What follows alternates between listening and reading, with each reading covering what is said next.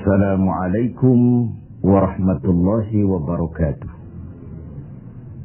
Alhamdulillahi rabbil alamin. Wassalatu wassalamu ala asyrafil anbiya'i wal mursalin Sayyidina Muhammadin wa ala alihi wa sahbihi ajma'in. Amma ba'du. Saudara-saudara sebangsa, setanah air dan sekeyakinan yang berbahagia. Data-data terakhir yang sampai kepada kita membuat kita sebagai bangsa semakin prihatin. Walaupun tentu tidak membuat kita jadi pesimis, seraya kita tetap memberikan penghormatan dan penghargaan kepada upaya-upaya yang telah dilakukan oleh pemerintah kita. Data itu adalah 3/5 dari jumlah penduduk kita hidup di bawah garis kemiskinan. Ini artinya apa? 60% dari 210 juta rakyat kita hidup di bawah garis kemiskinan dan 20% diantaranya dalam kemiskinan mutlak. Berbagai macam komentar orang, ada yang tetap dalam alur rasional memberikan analisa kenapa dan mengapa ini terjadi. Ada yang berpendapat kurang kompaknya tim ekonomi kita. Ada yang bilang karena korupsi masih merajalela. Ada yang bilang rendahnya upaya untuk law enforcement. Ada yang lebih cenderung mencari kambing hitam, menyalahkan masa lalu. Namun realitasnya kemiskinan itu tetap berjalan, tetap berlangsung.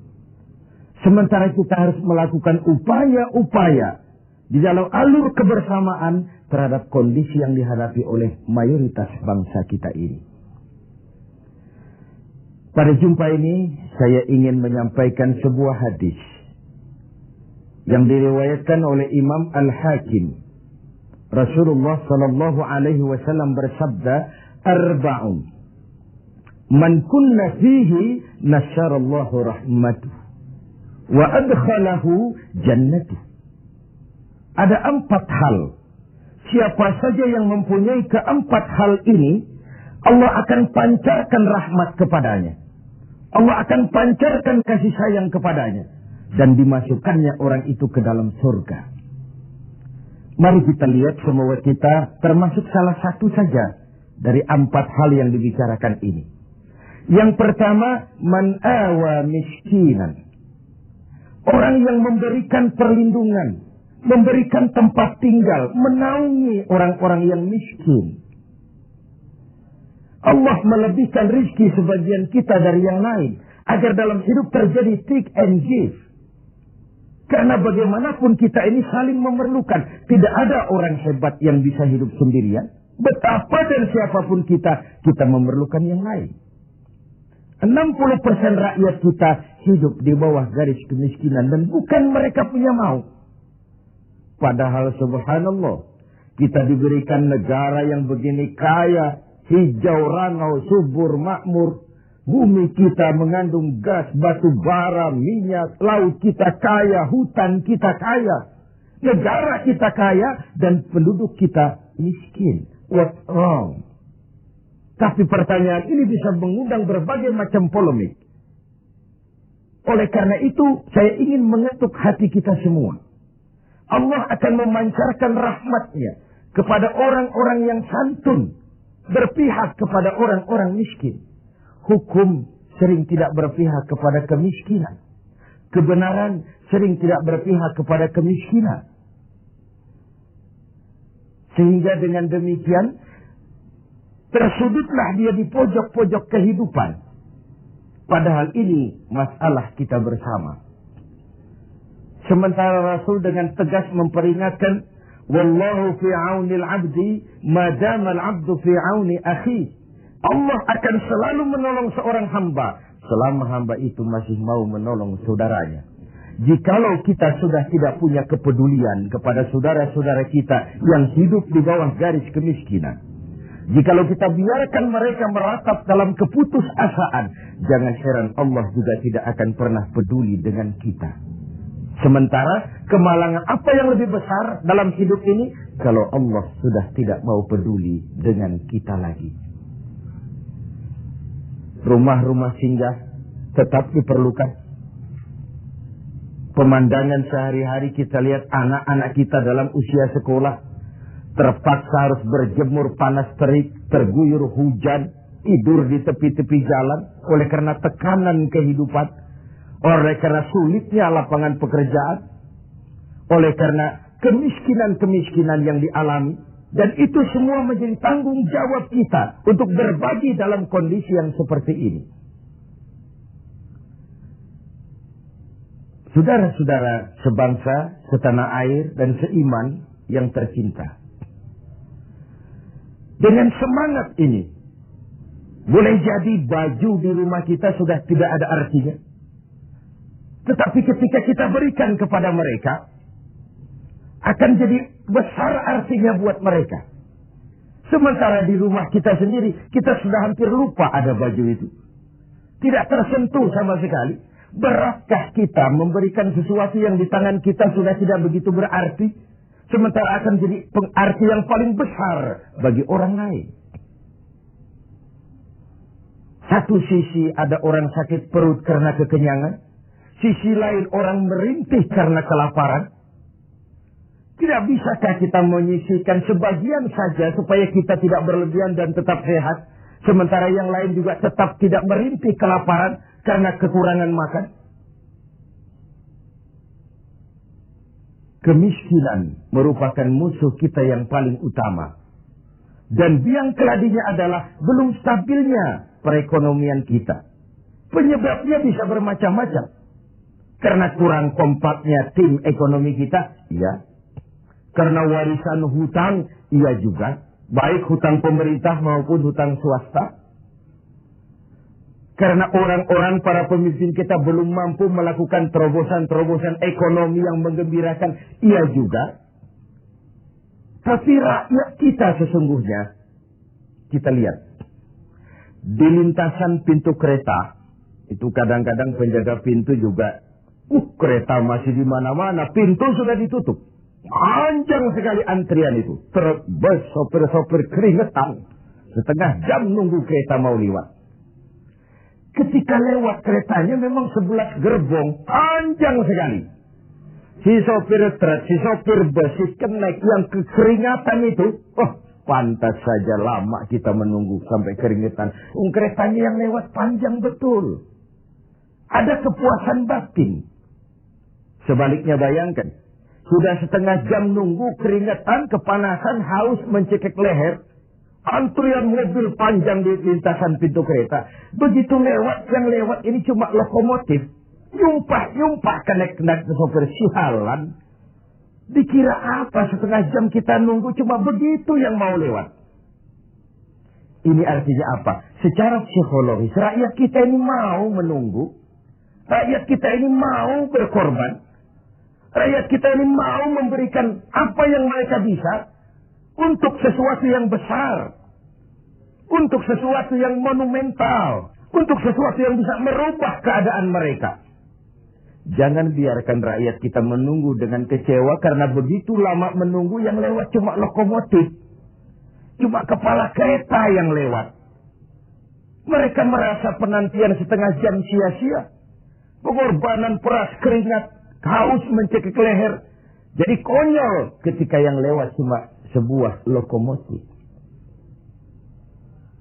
Begitulah. Kadang kita masih terkontaminasi oleh pola lama. Sebagian dari pemimpin kita masih memandang bahwa jabatan itu fasilitas dan kekuasaan. Lebih celaka lagi bahwa jabatan adalah jalan pintas untuk menuju kaya.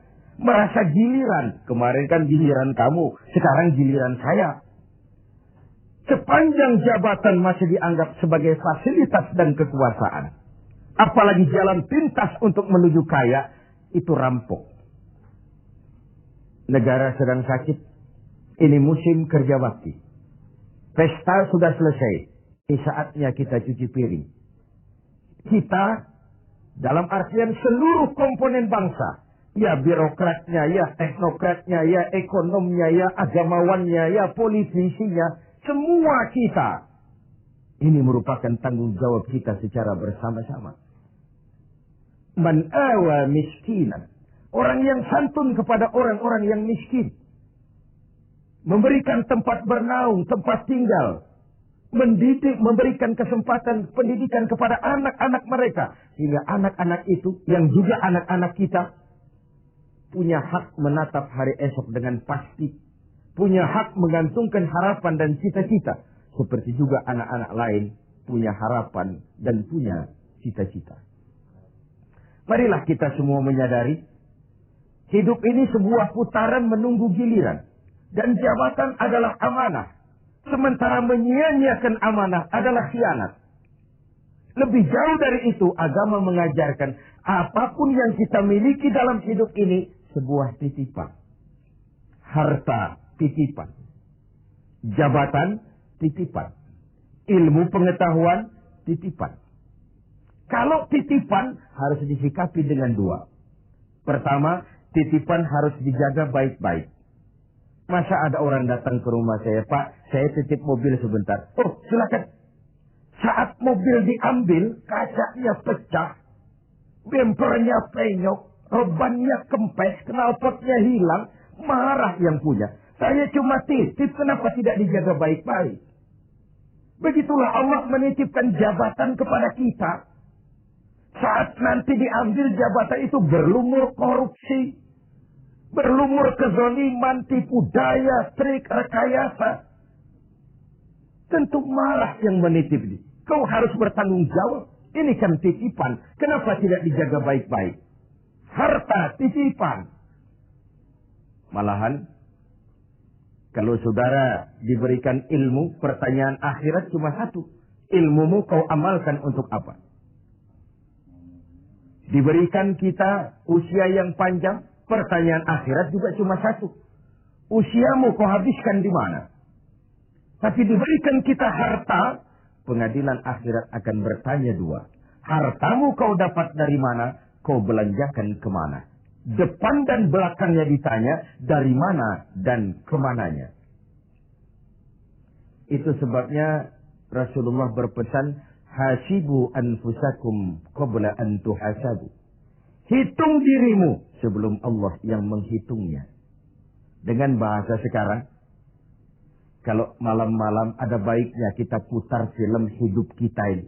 Sejak akil balik sampai sekarang, lihat adegan-adegan yang pernah kita lakukan.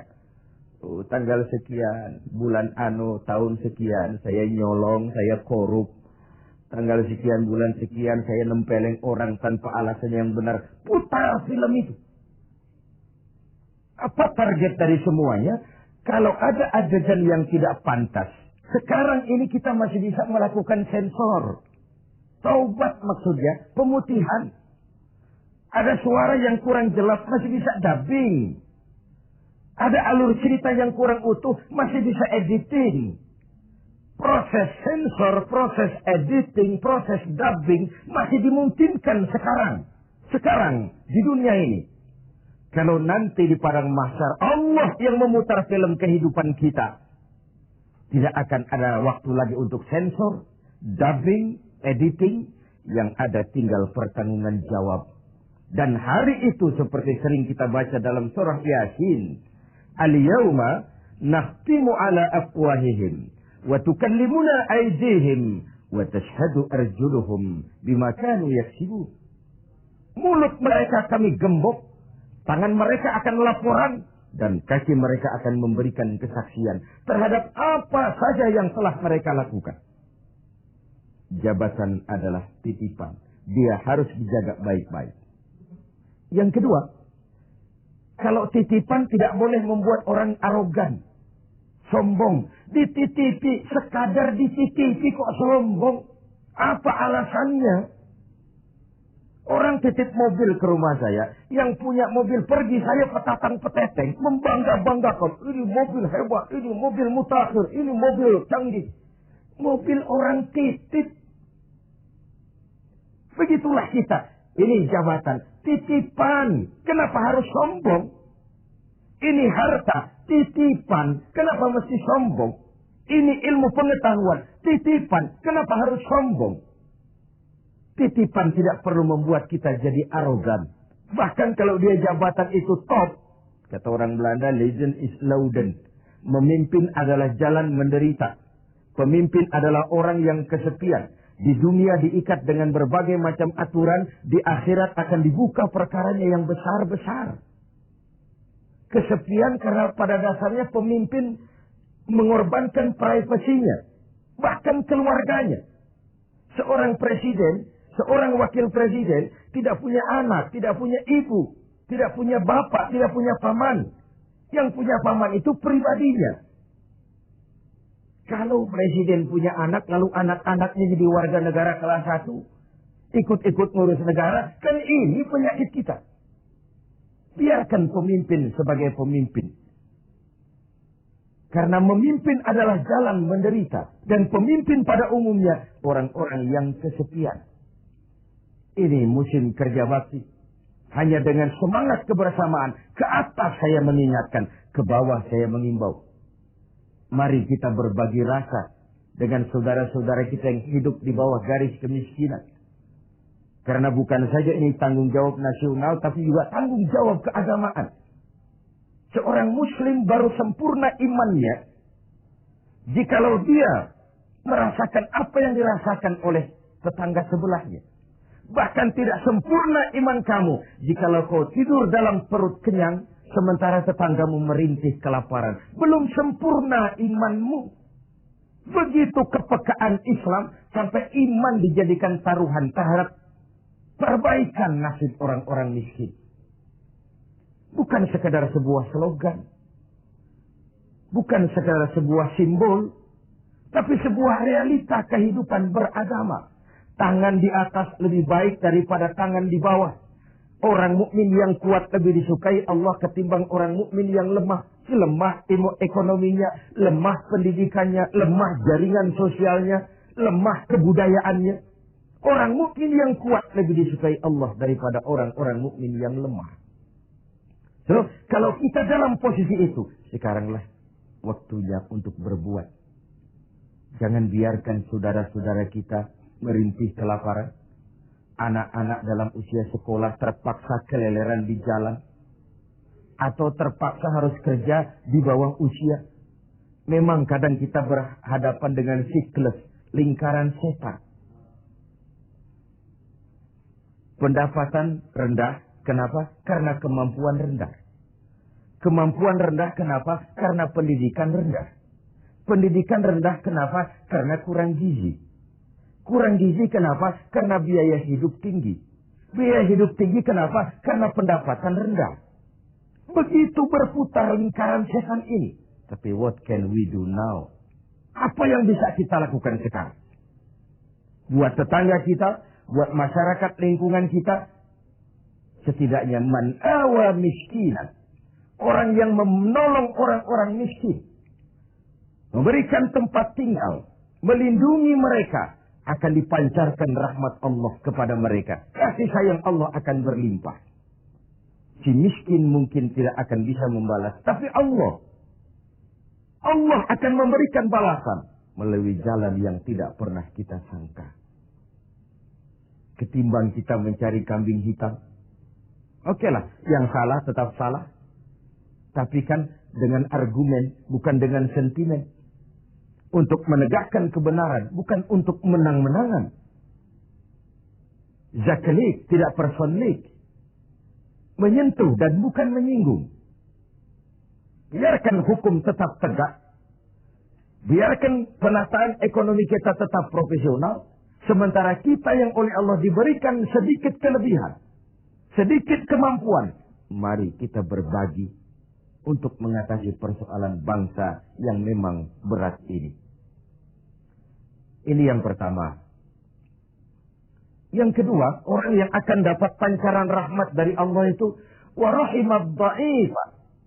Orang yang punya sifat belas kasih kepada mereka yang lemah. Keberpihakan kepada orang-orang yang tidak berdaya. Tadi saya katakan, kebenaran jarang berpihak kepada si miskin dan si lemah. Hukum sering tidak berpihak kepada si miskin dan si lemah. Tengoklah sekarang. Kalau orang besar punya banyak uang, dapat masalah, tim pembelanya itu antri. Tim, bukan lagi 1-2 orang, tim. Paling sedikit 3 orang. Tapi ketika si miskin dan si lemah terpuruk di sudut kehidupan, hak-hak asasinya diinjak-injak, siapa yang mau peduli? Masih segar dalam ingatan kita nasib yang menimpa Marsina, Sengkon dan Karta, wartawan Udin, koran Bernas. Itu sekadar yang naik ke permukaan. Entah berapa puluh Marsinah di Republik ini. Entah berapa banyak Sengkon dan Karta di negeri ini. Entah berapa banyak Udin Bernas di bumi tercinta ini. Sehingga orang sering mengeluh, banyak pengadilan, tapi sulit mencari keadilan. Hukum berpihak kepada yang terkenal, kuasa, dan punya uang. Law enforcement tersendat-sendat. Kalau sudah orang beruang, ternama, punya masalah, antri yang bela. Rame-rame kur menyanyikan lagu, maju tak gentar, membela yang bayar. Sementara si lemah, si miskin terseok-seok mencari keadilan. Merintih ketika hak asasinya diinjak-injak. Dan tidak tersentuh sama sekali. Sebagai refleksi dari itu, jangan heran kalau lalu muncul street justice. Pengadilan jalanan, maling motor tangkap, bakar. Refleksi dari ketidakpuasan rakyat melihat hukum selama ini.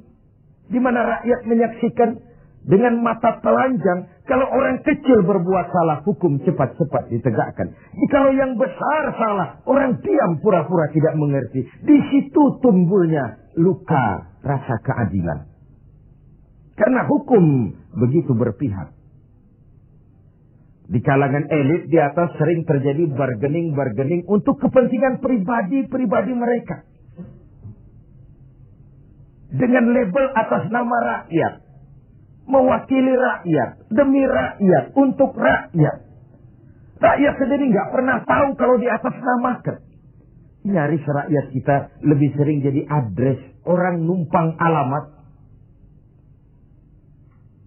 Karena terjadi bargaining position. Untuk saling menutupi aib dan koreng masing-masing. Masing-masing memegang kartu truf. Kamu bongkar, saya bongkar. Kamu ngomong, saya ngomong. Maka upaya menegakkan hukum jadi semakin terseok-seok adanya. Saudara-saudara sebangsa, setanah air, dan seiman yang tercinta. Keberpihakan kepada orang yang lemah dan tidak berdaya. Bukan karena kita kepengen jadi hero. Tidak. Ini bagian dari ibadah. Bagian dari ibadah. Of course, lebih nikmat berpihak kepada kekuasaan memang. Numpang mujur, ikut nimbrung. Kekuasaan itu gula. Tentu saja banyak semut di sekitarnya. Harta juga manis. Banyak gula di sekelilingnya. Sampai-sampai ada pepatah Arab mengatakan, Inna darahima fil amakini kulliha taksur rijala mahabatan wa jalala. Uang dan kekuasaan itu di mana-mana bikin gagah orang yang memilikinya. Bikin hebat orang yang menguasainya.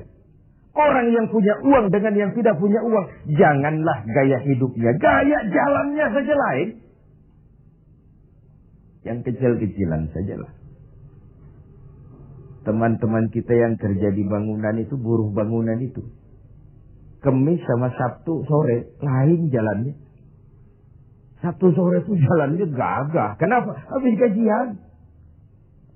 Tapi kalau Selasa, Kemis, lesu, lelah, letih.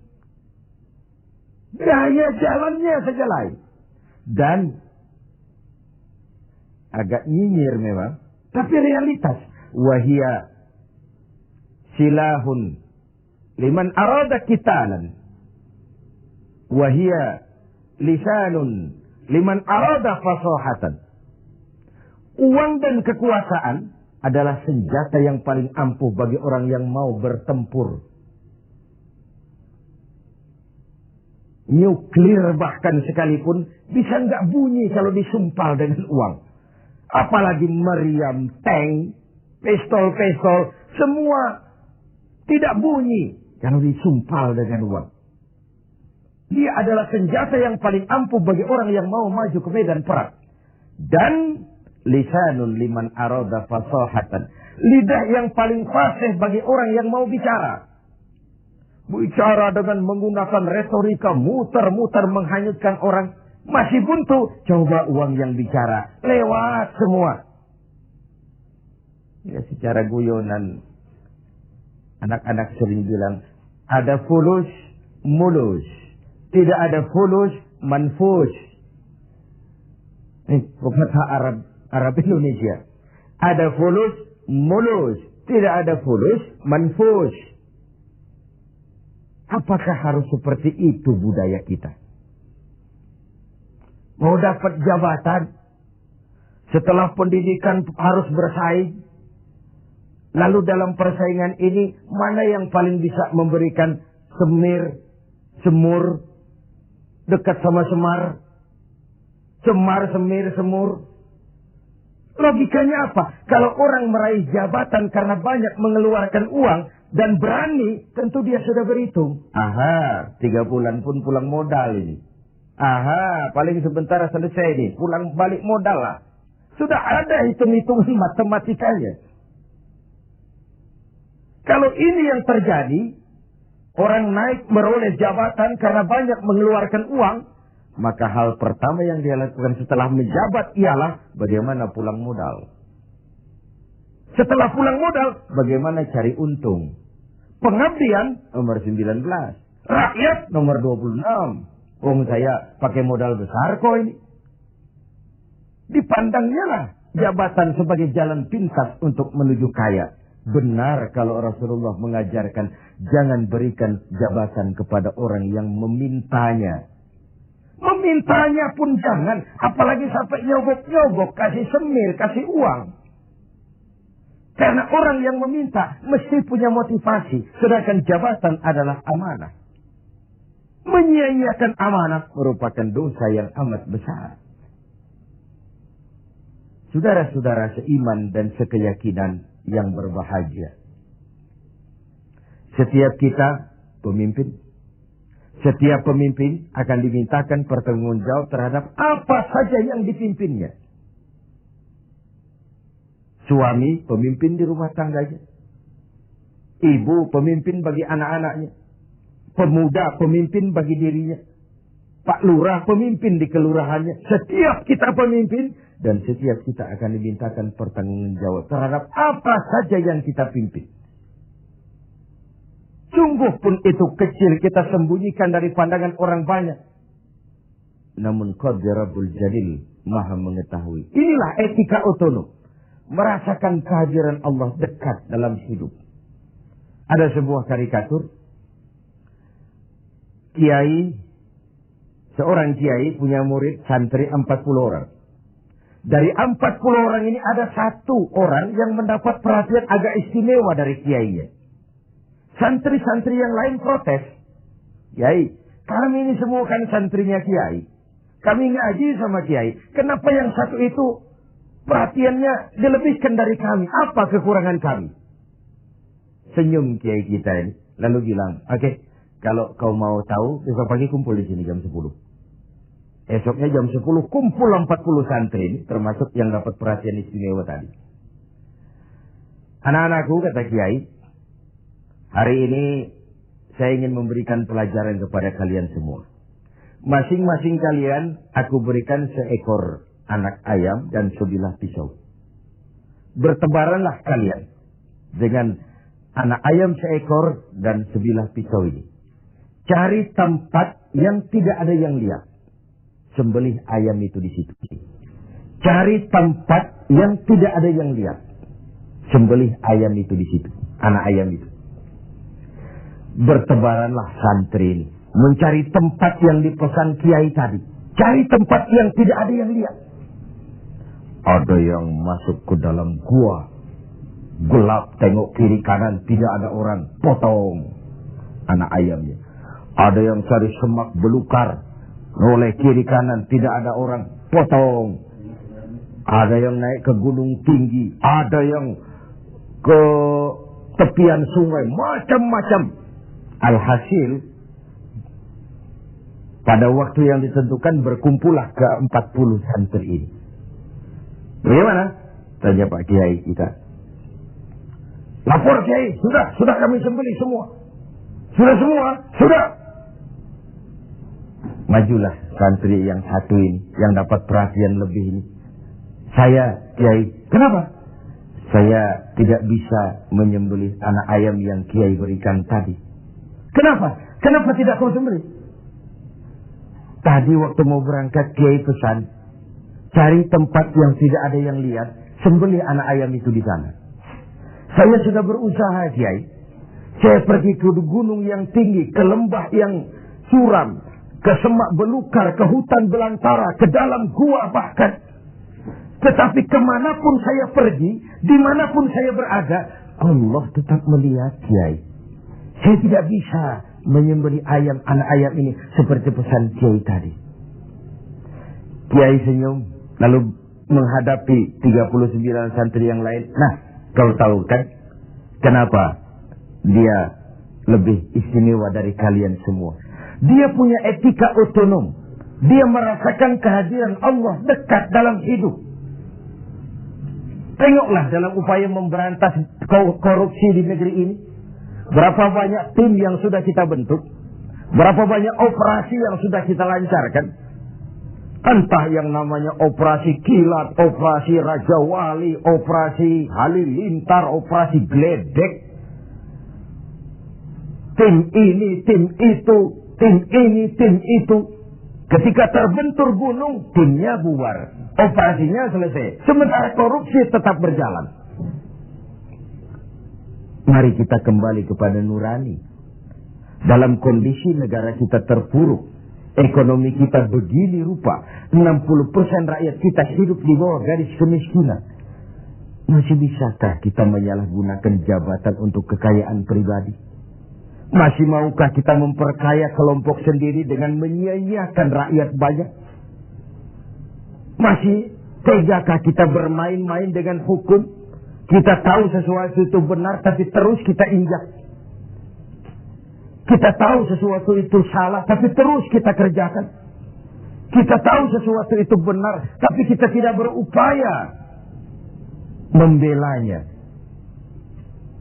Benar, kalau Rasulullah Shallallahu Alaihi Wasallam pernah mengajarkan sebuah doa. Allahumma arinal haqqa haqqa warzuqna ittiba'ah wa arinal batila batilan warzuqna ijtinabah. Ya Allah, tunjukkan kepada kami bahwa yang benar itu adalah benar. Berikan kami kemampuan, kekuatan, kemauan untuk membela, mengikuti yang benar itu. Tunjukkan juga kepada kami bahwa yang salah itu salah. Berikan kami kekuatan, keberanian, kemampuan, kemauan untuk menjauhi yang salah itu. Ini artinya apa? Banyak orang tahu sesuatu itu benar, tapi dia tidak berdaya mengatakan itu benar. Dia tidak punya kekuatan untuk membela yang benar.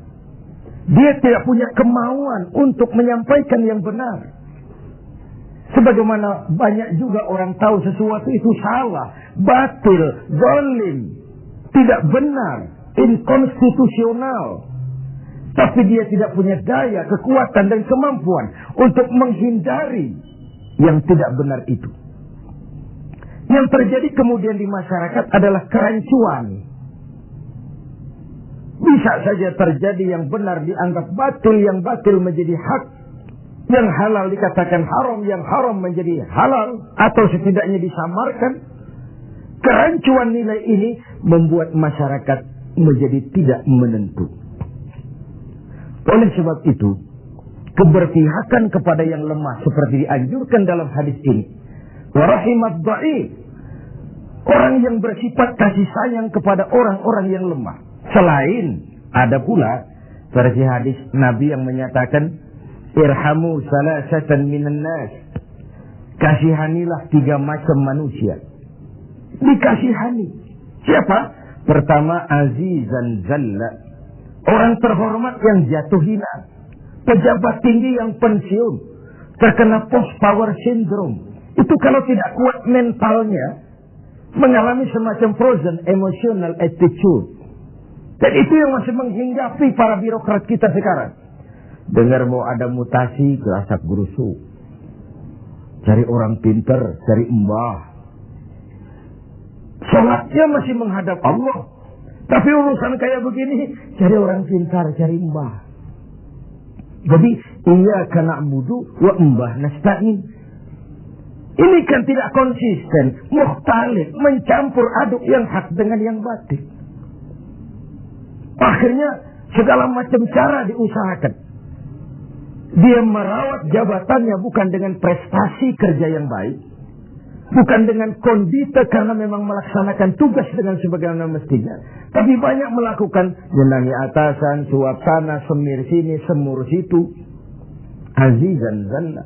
Orang terhormat yang jatuh hina, terkena post power syndrome, tidak sadar hidup ini kok cuma nunggu giliran kan. Ada saat datang, ada waktu pergi, ada hari lahir, ada saat kembali, ada waktu dilantik, ada saat menyerahkan jabatan. Wa tilkal ayyamu nudawiluha bainan nas. Hari itu kami putar di antara manusia. Apa yang kekal? Yang tetap adalah perubahan. Perubahan itulah yang tetap itu. Ini yang pertama. Yang kedua, ghaniyan qad iftaqar. Orang kaya yang jatuh miskin. Ini kalau tidak kuat mentalnya, bisa gila. Hidup serba ada, sama dengan pejabat tinggi. Datang dihormati, kemana-mana dikawal, tiba-tiba pensiun, nongkrong di warung Tegal, nggak ada yang negor. Kalau tidak kuat mentalnya, dia bisa sableng. Orang kaya yang jatuh miskin, biasa hidup serba ada, serba mewah, serba uang. Tahu-tahu dihadapkan oleh kenyataan dia tidak punya apa-apa. Dia bukan apa-apa. Itulah sebabnya kalimat inna lillahi wa inna ilaihi raji'un bukan sebuah ucapan sekadar saat kita menghadapi musibah. Itu kesadaran batin yang paling tinggi dari seorang muslim. Segalanya datang dari Allah, segalanya akan kembali kepada Allah. Kalau satu saat saya harus melepaskan jabatan yang saya senangi, kenapa harus berat?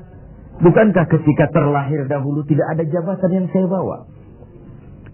Kalau saya harus melepaskan harta yang saya miliki, kenapa saya harus berat? Bukankah ketika terlahir ke dunia ini tidak sesen pun uang yang saya bawa? Innalillah. Segalanya dari Allah, segalanya akan kembali juga kepada Allah. Kesadaran moral yang paling tinggi. Segalanya dari Allah, segalanya akan kembali kepada Allah. Lalu orang ketiga yang perlu dikasihani kata Nabi, faqihan yal'abu bihil juhal.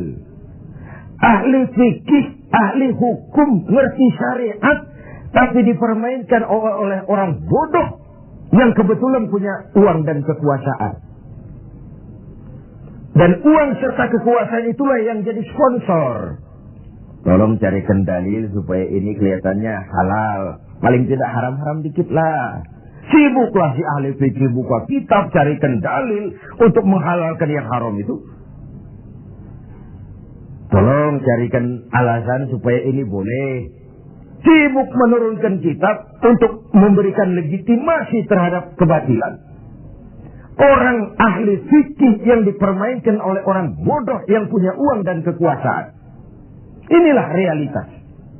Sehingga benar kalau Nabi mengatakan sebaik-baik umara adalah yang mendekati ulama.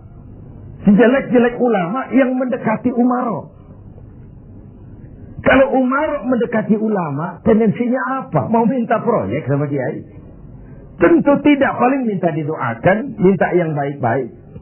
Tapi kalau Umar membebek, mendekat, menjilat kepada ulama, menjilat, mendekat, membebek kepada Umar, tentu ada something, ada sesuatu.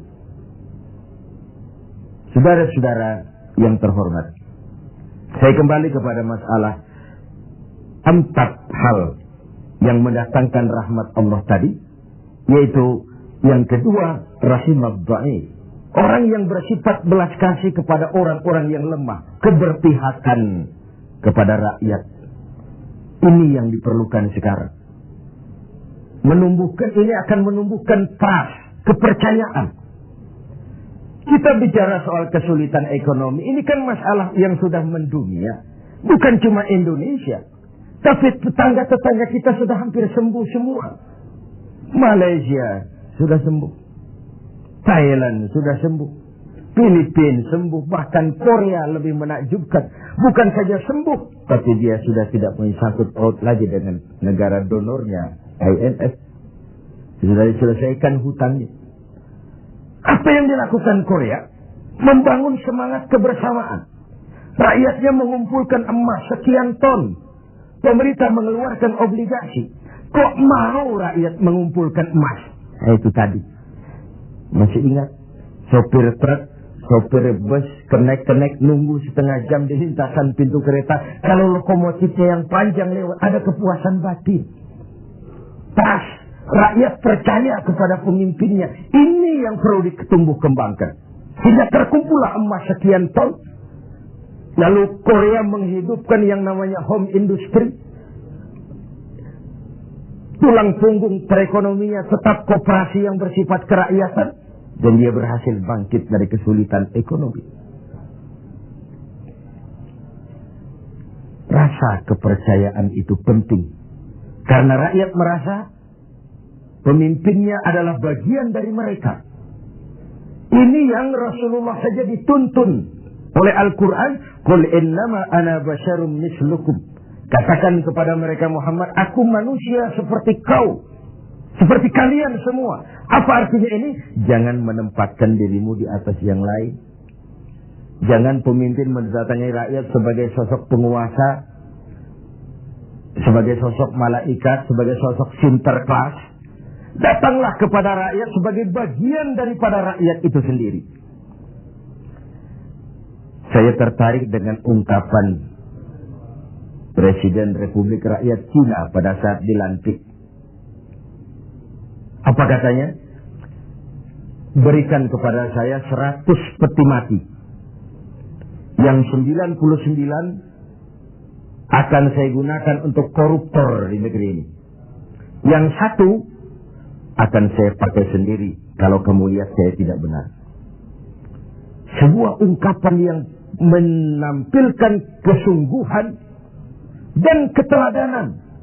Siapkan 100 peti mati. Yang 99 untuk para koruptor di negeri ini.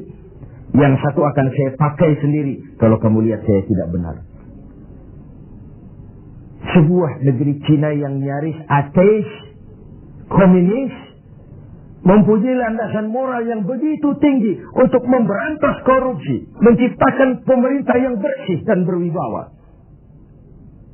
Mengapa kita yang berpancasila, yang sila pertamanya ketuhanan yang Maha Esa, yang kita negara walaupun bukan negara agama tetapi negaranya orang beragama, mengapa kita lalu setengah hati terjebak pada bargaining cuma untuk melembagakan pribadi, kepentingan golongan paling tinggi, tapi tidak menyentuh kepentingan rakyat banyak?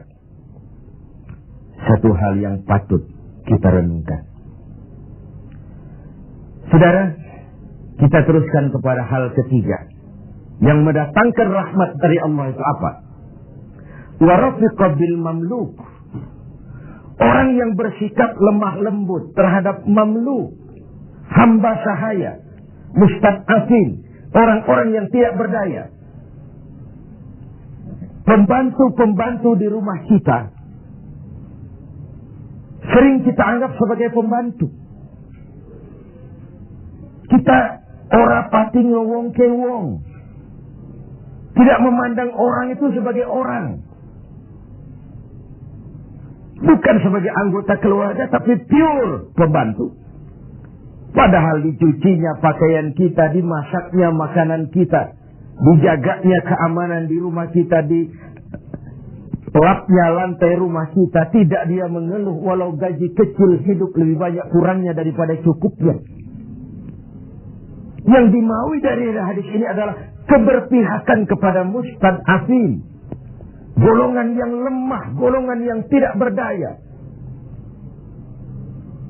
Kita bisa bayangkan,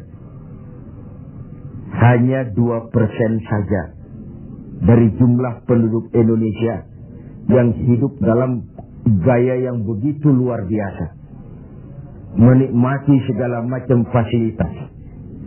98%-nya bergantung kepada yang 2% ini. Mereka yang owner, mereka yang menguasai uang, mereka yang terjebak dalam kredit yang triliunan. Bayangkan saja, ketika aset kita diberitakan 600 miliar di PPPN, tapi kemudian real cost yang sesungguhnya cuma 160 miliar. Terjadi 340 miliar yang di-markup sedemikian rupa.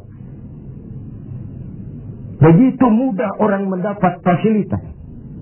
Dengan semangat nasionalisme yang hampir tidak ada sama sekali. Ketika terjadi gonjang-ganjing di negeri ini, dengan berobatlah mereka berangkat ke luar negeri dengan segala macam lah. Lalu, what can we do? Apa yang bisa kita lakukan dalam kondisi seperti ini? Diperlukan tekad dan keteladanan. Tekad dari kita semua. Betapa seorang presiden Cina yang notabene adalah komunis punya ungkapan moral yang begitu tinggi ketika dia dilantik menjadi presiden. Saya ulangi lagi ungkapan ini karena memang menarik. Berikan aku 100 peti mati.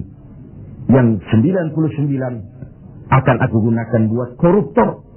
Yang 1 aku pakai sendiri kalau kau lihat aku tidak benar.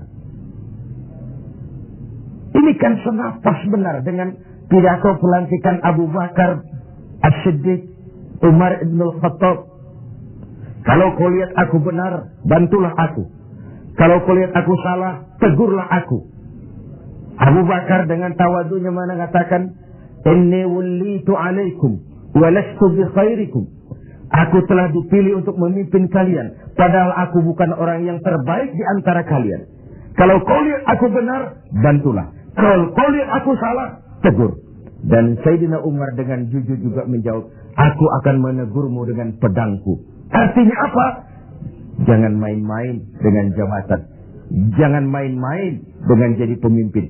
Sekedar kepengen dihormati, sekedar kepengen hidup dengan segala macam fasilitas yang serba wah, kemana-mana dikawal orang, dihormati, cuma sebatas itu. Lalu tidak punya konsep ke depan membawa rakyat keluar dari kesulitan. Saudara-saudara sebangsa, setanah air dan seiman yang berbahagia. Warafiqah bil mamluk, orang yang bersikap lemah lembut kepada orang-orang yang dalam kekuasaan orang lain. Budak sahaya, para pembantu, tenaga-tenaga kerja level bawah. Kita bersyukur kalau kita ke Korea, kita ke Hong Kong, tenaga-tenaga kerja kita masih memasuki pasaran menengah. Tapi di beberapa negara lain yang kita kirim tenaga kerja lapangan ke bawah, itu kan potret dari SDM kita yang saya katakan berbentuk lingkaran setan, siklus. Bagaimana kita berharap mendapat pendapatan yang tinggi kalau prestasi kerja kita rendah? Bagaimana prestasi kerja mau tinggi kalau dasar pendidikannya rendah? Bagaimana pendidikan mau tinggi kalau gizi, menu yang dimakan juga kalorinya rendah? Bagaimana mau mendapat menu kalori dan gizi yang tinggi kalau daya beli lemah? Bagaimana daya beli mau kuat kalau pendapatan juga rendah? Berputar di sekitar itu. Oleh karenanya dituntutlah kepekaan dalam situasi sekarang. Sulit-sulitlah, siapa yang tidak sulit. Yang kaya saja mengeluh, konon yang miskin. Yang masih punya kerjaan saja mengeluh, konon lagi yang sama sekali saja mengeluh, konon yang miskin. Yang masih punya kerjaan saja mengeluh, konon lagi yang sama sekali tidak punya kerjaan. Hopeless, homeless. Dan ini kesulitan kita bersama. Mari kita berbagi. Wallahu fi auni al-'abdi madama al-'abdu fi auni akhi. Allah akan selalu menolong seorang hamba selama hamba itu masih mau menolong saudaranya. Selama kita utuh, kokoh dan kuat, bersatu sebagai bangsa, tidak ada kesulitan yang tidak bisa kita atasi. Hutang-hutang kita, paling tidak kita bisa minta rescheduling, debt rescheduling, penjadwalan ulang. Terlalu riskanlah kalau kita minta pemutihan, karena itu memberikan pengumuman bahwa negeri kita bangkrut. Debt rescheduling. Sumber daya alam kita masih memadai. Banyak terobosan-terobosan yang dilakukan selain membebani rakyat dengan berbagai macam pajak. Pajak ini, pajak itu, pajak ini, pajak itu. Tidak adakah satu upaya selain meningkatkan pajak dengan tambahan hutang dari luar negeri untuk memperbaiki ekonomi ini? Let's be ourselves. Mari kita jadi diri kita. Selama ini kita gagal barangkali sebagai bangsa oleh karena kita tidak mau menjadi diri kita. Negara kita negara agraris, tapi teknologi kita berorientasi kepada high tech. High tech itu artinya high cost, tetapi sekaligus high risk.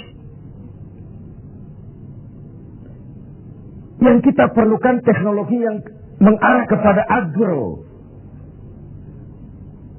Sebuah karikatur sederhana.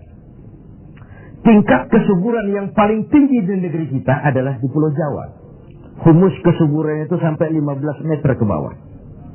Sedangkan di luar Jawa rata-rata 15 cm tingkat kesuburannya. Wajar kalau lalu ada lahan berpindah, ladang berpindah. Karena tingkat humus kesuburannya cuma 15 cm dari permukaan. Apa yang kemudian terjadi? Tanah-tanah yang subur di Jawa ini ditanami gedung, ditanami beton. Untuk kepentingan high-tech. Lalu sawah kita buatlah di Kalimantan Tengah. Lahan 1 juta hektar. Tanahnya gambut. Proyek gagal total. Triliunan uang menguap. Entah yang di mark up, entah yang disalah alirkan, habislah akhirnya uang setan dimakan jin. Let's be ourselves. Mari kita jadi diri kita. Sebab hanya orang yang tahu benar dirinya, dia akan bisa menempatkan diri. Tetapi pada saat kita sudah tidak tahu siapa kita, apalagi kita mau jadi orang lain, maka kita tidak akan pernah jadi apa-apa. Jangan di bawah bayang-bayang orang lain. Karena bagaimanapun negara donor mau memberikan bantuan karena kepentingan. Apalagi jangan mau jadi orang lain. Jadilah diri kita, itu yang sejatinya. Semangat gotong royong, kebersamaan, kepedulian. Sebagai budaya yang dimiliki orang-orang tua kita nyaris tercabut dari kehidupan kita. Terjebak euforia, tiba-tiba saja. Atas nama kebebasan. Atas nama demokrasi, kita seakan tercabut dari akar budaya kita. Kita yang santun jadi beringas. Kita yang rukun jadi saling mencurigai. Kita yang toleran tiba-tiba bermusuhan. What's wrong? Apa sih sebenarnya? Siapa melawan siapa? Siapa nyurigai siapa? Siapa membunuh siapa? Kita anak-anak bangsa satu tubuh yang lahir dari rahim Ibu Pertiwi. Pada layaknya menghadapi kesulitan-kesulitan seperti ini, kita bahu-membahu. Saya ingat almarhum Panglima Besar Sudirman punya ungkapan, tidak ada kemenangan kalau tidak ada kekuatan. Tidak ada kekuatan kalau tidak ada persatuan dan kesatuan. Tidak mungkin terwujud persatuan dan kesatuan tanpa semangat silaturahmi. Mau menang kita keluar dari kesulitan besar ini, harus kuat. Mau kuat kita, harus bersatu. Mau bersatu kita, hidupkan budaya silaturahmi. Islah, kata orang sekarang. Rekonsiliasi, bahasa kerennya. Tidak hanya pada saat memang ada benih-benih disintegrasi, tapi dalam kondisi yang normal. Silaturahmi dilakukan dalam posisi kita sebagai bagian dari rakyat kita. Rakyat memilih pemimpinnya bukan cuma untuk membuka, meresmikan, berkunjung, meresmikan, membuka, meresmikan, berkunjung. Rakyat memberikan amanah kepada kita untuk mengubah keadaan ini, membawa mereka ke arah kehidupan yang lebih pasti dan lebih baik. Saudara-saudara seiman, hal keempat, terakhir, yang mendatangkan rahmat dari Allah adalah wa anfaqa 'alal walidain. Orang yang membelanjakan hartanya untuk kedua orang tuanya. Pada skala yang makro, bagaimana generasi muda menghormati generasi tuanya. Satu hal yang pasti, orang-orang tua kita pernah muda, dan kita belum pernah tua. Artinya apa? Paling tidak kita bisa menimba pengalaman. Hidup adalah mata rantai yang berkaitan. Sebuah sukses besar mestilah berangkat dari hal-hal sebelumnya. Listrik yang ditemukan Thomas Alva Edison, mungkin tidak secanggih listrik sekarang. Tapi kapanpun orang bicara listrik, Thomas Edison juga yang kita ingat. Orang-orang tua kita yang telah berjasa membangun negeri ini dengan keringat, air mata, darah, dan nyawa. Hanya bangsa yang besar yang bisa menghargai para pahlawannya. Hanya generasi terhormat yang bisa menghormati orang-orang sebelumnya. Hidup mata rantai yang saling berkaitan. Betapapun hebatnya kita sekarang, kita tetap merupakan produk dari masa lalu. Itu pada skala makro. Pada skala mikronya, menghormati ibu bapak. Tidak ada bahagia bisa ditegakkan tanpa restu keduanya. Dalam hidup kita sering berziarah ke makam-makam yang kita anggap keramat. Tapi sadarkah kita, keramat hidup itu ada di rumah kita, ibu dan bapak kita. Doanya mustajab, sumpahnya pun manjur. Sehingga Nabi ingatkan, ridallah fi ridal walidain, wa suhtullah fi suhtul walidain. Ridho Allah dalam keridhaan ibu bapak, murka Allah juga dalam murka ibu dan bapak. Agama mengenal kisah Jurayj, budaya bangsa kita mengenal kisah Simalin Kundang. Sebuah potret, tidak ada bahagia bisa ditegakkan tanpa restu dari ibu dan bapak. Ada orang mengungkapkan, kalau orang tua kaya, anak jadi raja. Kalau anak yang kaya, orang tua sering jadi budak. Sukses anaknya di ibu kota, ayolah Pak ikut saja ke Jakarta, Ma ikut saja ke Jakarta. Sudahlah tinggal saja di rumah, diam saja, gak usah kerja apa-apa. Biasa di desa dengan segala aktivitas, begitu ke Jakarta diam, kan tak enak juga orang tua. Akhirnya mulai nyapu-nyapu halaman. Akhirnya tak enak lagi, mulai bantu-bantu ngepel. Dan begitu seterusnya. Berapa banyak pun uang kita belanjakan untuk membahagiakan ibu dan bapak, tidak akan pernah sanggup menebus air susu ibu yang kita minum. Ayah yang pergi pagi pulang petang, peras keringat, banting tulang, kehujanan dan kepanasan untuk membesarkan dan mendidik kita supaya jadi orang. Sering setelah jadi orang, lupa kacang akan kulitnya. Saudara-saudara sebangsa dan setanah air yang berbahagia. Mudah-mudahan 4 hal yang saya sampaikan pada hadis yang diriwayatkan oleh Al-Hakim ini menjadi sumbangan moral untuk lebih meningkatkan kepedulian dan ikut andil dalam memberikan solusi bagi bangsa dan negara tercinta ini. Jumpa lagi di lain kesempatan. Usikum wa nafsi bitaqwallah. Wassalamualaikum warahmatullahi wabarakatuh.